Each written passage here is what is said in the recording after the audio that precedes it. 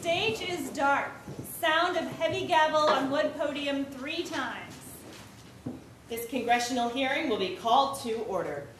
Spotlight turns on and shines on Michael R. Taylor, who is wearing an outlandish czar-like hat.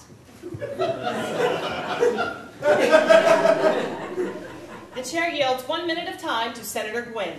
Thank you, Mr. Chairman, for this minute of your time. The viewers of this session in the gallery are reminded to remain in your seats and quiet at all times. On the witness stand is Michael R. Taylor, Deputy Commissioner of Foods at the U.S. Department of Agriculture and sometimes known as the Food Czar of the United States. Welcome, Mr. Taylor. Thank you, Senator. Nice hat. Thanks. You started your career as a lawyer with a special emphasis on food and drug laws. You've been like a pinball with Elton John at the controls, bouncing back and forth off the bumpers and flippers and scoring points everywhere you land.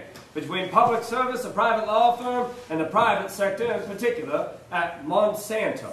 And now, in your present role at the FDA, you are monitoring the very company where you served as general counsel. Do I have that right?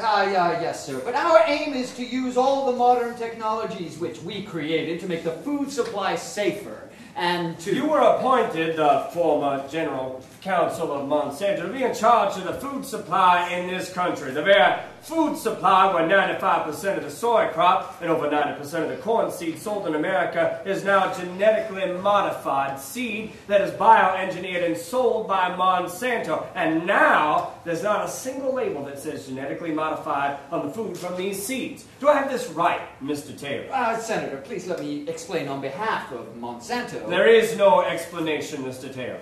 Let me make sure I understand this. You were magically transported away and dropped into a crop circle where all the common sense was zapped out of you.